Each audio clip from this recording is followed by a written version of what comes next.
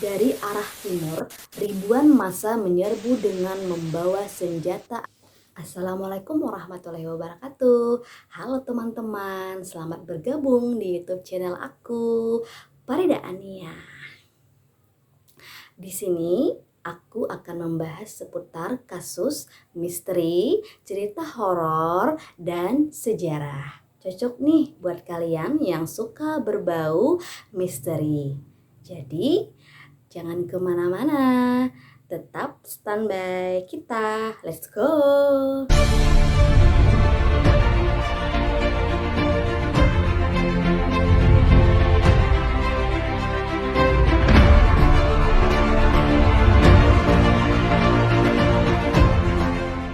Oke teman-teman, pembahasan kali ini terkait tentang sejarah. Tragedi yang pernah terjadi di Indonesia. Berbicara sejarah, ingat, kita bukan pembuat sejarah, tapi kita dibuat oleh sejarah. Nah, jadi kita perlu mengetahui hal-hal apa saja yang terjadi di masa lalu. Kali ini aku akan membahas tragedi berdarah, kerusuhan yang terjadi di kotaku sendiri, yaitu Banjarmasin, Kalimantan Selatan, yang menelan banyak korban dan kerugian yang cukup banyak. Nah, teman-teman, di mana tragedi ini terjadi bertepatan hari Jumat, sehingga dikenal dengan sebutan Jumat Kelabu. Nah, teman-teman, di tahun 1997, apakah kalian sudah lahir? Tahu dengan sejarah di Banjarmasin? Jadi, bagaimana kisahnya? Oke, tetap standby di YouTube channel aku. Oke?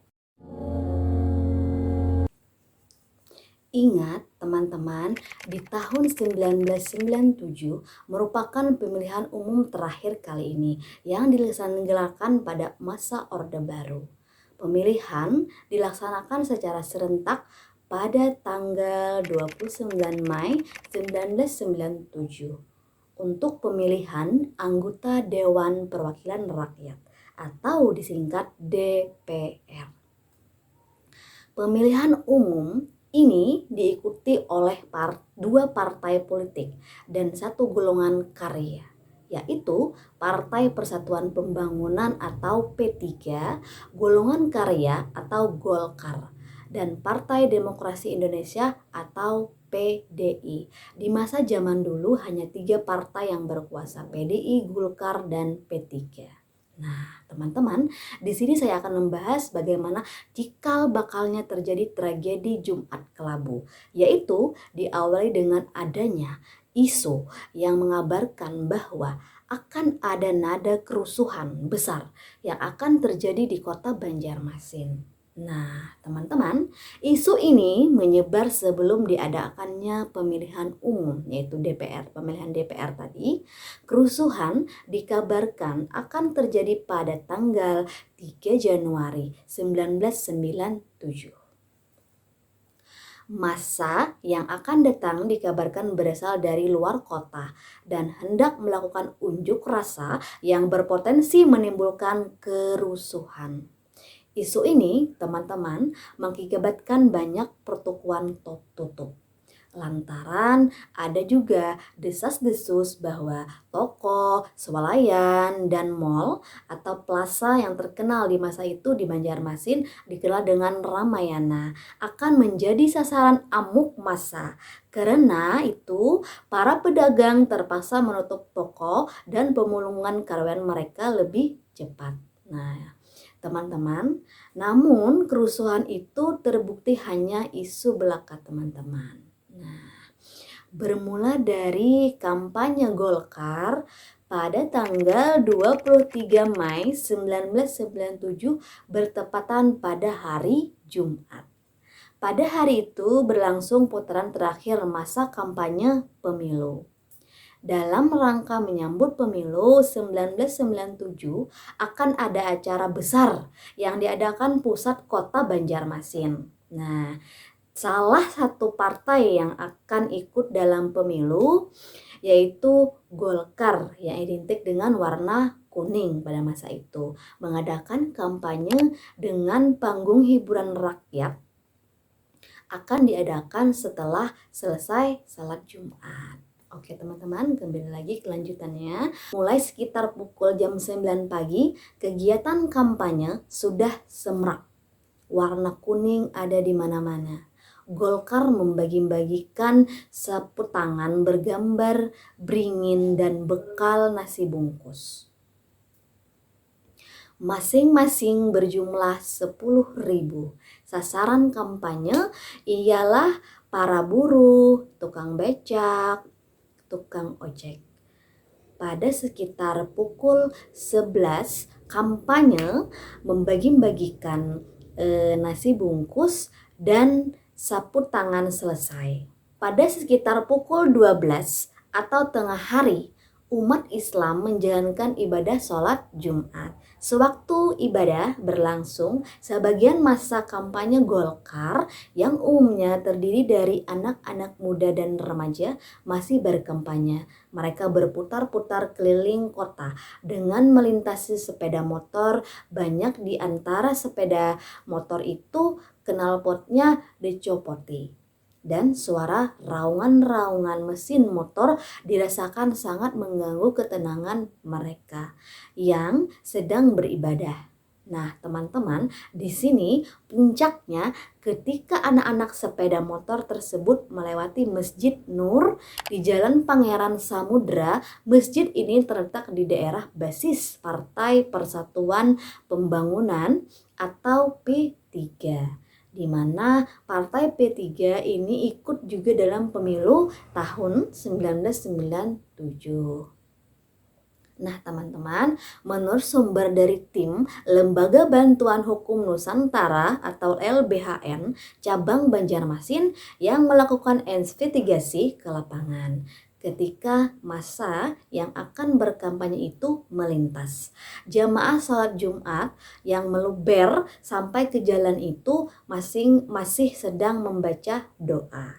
Sebenarnya Polantas sudah berusaha mengandang massa Golkar. Namun teman-teman, Satgas Golkar bersikeras untuk melewati jalan itu. Alasan mereka adalah salat Jumatnya hanya tinggal membaca doa saja. Nah, kemarahan jamaah dengan cepat menyebar sesuai salat Jumat, seusai salat Jumat dan sampai ke telinga penduduk di berbagai sudut kota Banjarmasin lainnya. Nah, usai sholat Jumat, massa yang tadinya terganggu ibadahnya mulai berdatangan dari berbagai penjuru untuk menuju kantor DPD Golkar Kalimantan Selatan.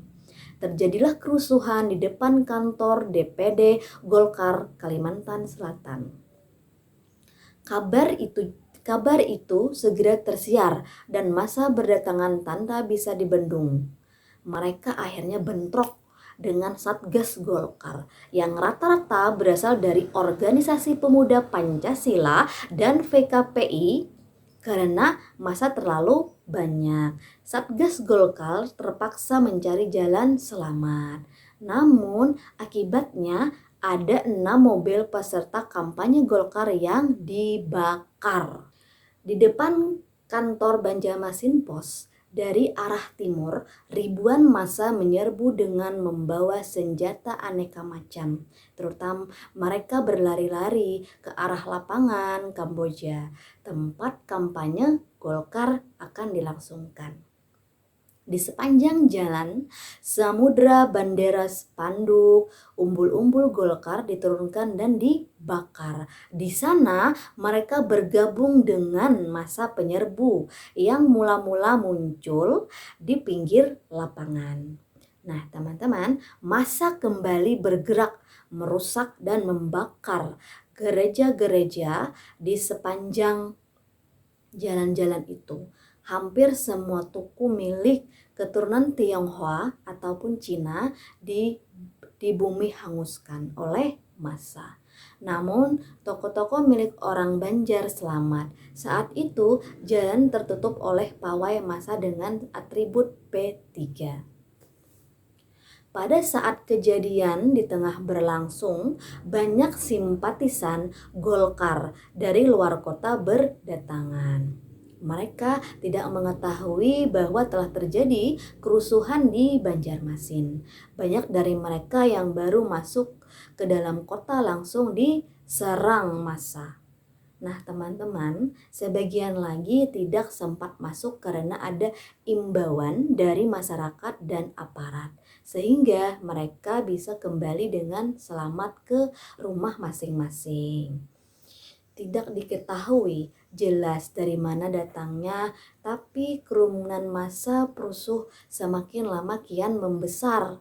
Mereka datang dengan senjata tajam. Semua orang yang sudah terlanjur menggunakan atribut Golkar berlarian menyelamatkan diri. Ada pula nih teman-teman yang lari ke rumah penduduk dan meminjam pakaian apa saja atau atribut P3. Yang gagal memperoleh atribut terpaksa membuang kaos yang dipakainya ke tepi jalan.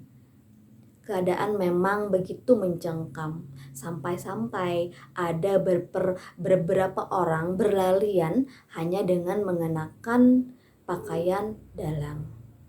Para pemilik toko di Jalan Jati juga memasang bendera P3 di depan kios mereka untuk menghindarkan diri dari amukan massa. Setelah puas merusak dan membakar tempat-tempat ibadah, massa kemudian menjadikan pusat pembelanjaan dan hiburan sebagai sasaran amuk selanjutnya. Nah, pertokoan di Jalan Lambung Mangkurat dan Pasar Lama menjadi sasaran utama selanjutnya.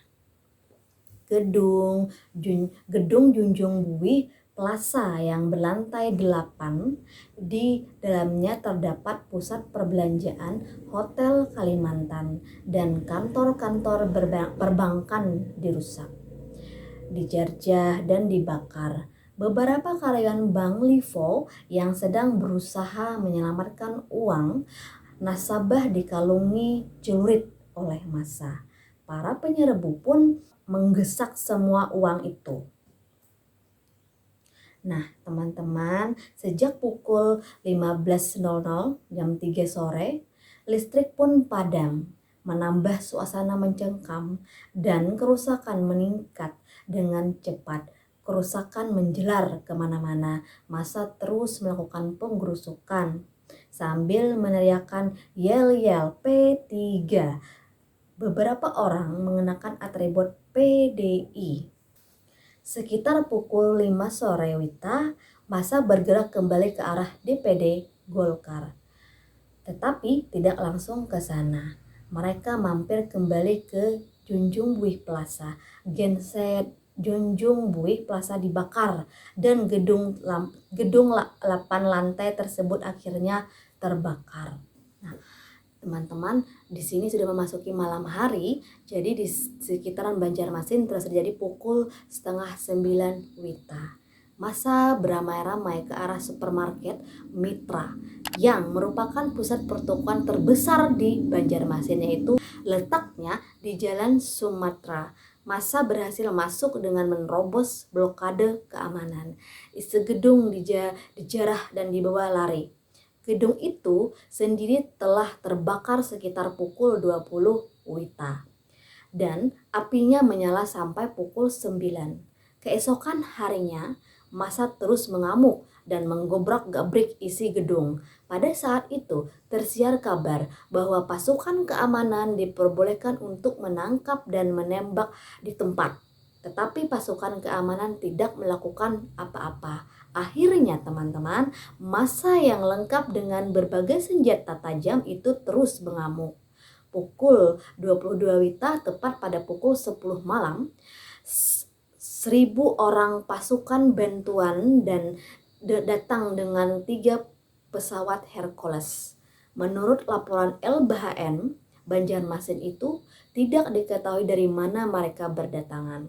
Pasukan kemudian bergerak mendekati gedung Mitra Plaza yang disebut dengan Ramayana.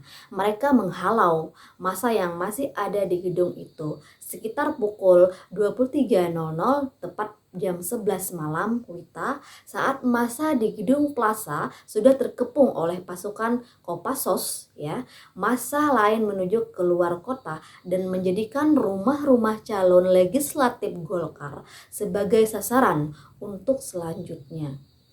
Ada 4 rumah yang dibakar, walau belum jelas apakah itu rumah caleg Golkar atau bukan. Sasaran lainnya adalah toko-toko milik orang Tionghoa di sepanjang jalan. Sebagian dirusak, sebagian hanya dilempari batu. Hampir semua di toko di sepanjang jalan Ahmad Yani rusak berat dan api menambung tinggi. Nah, teman-teman, kali ini pasukan tidak lagi diam. Mereka mulai mengejar-ngejar dan mengamankan massa yang dianggap sebagai perusuh sehingga keadaan kembali aman.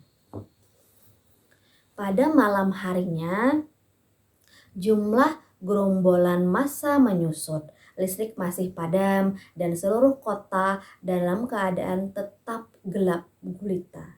Hanya diterangi kuburan api dan di mana-mana. Beberapa tempat diblokade petugas keamanan, tetapi gerombolan massa berkerumunan di beberapa tempat. Mereka memasuki kawasan permukiman, menyerang dengan celurit, mandau, samurai, dan berbagai macam senjata lainnya. Beberapa rumah, kantor, dan warung-warung yang berdekatan dengan Banjarmasin Pos masih terbakar. Nah, teman-teman, di sini laporan awal menyebut secara keseluruhan ratusan rumah dan toko hancur, sebuah gereja Katolik, sebuah bank, dan sebuah hotel ikut hancur. Sekitar 80 orang diberitahukan luka-luka dan 50 orang ditahan.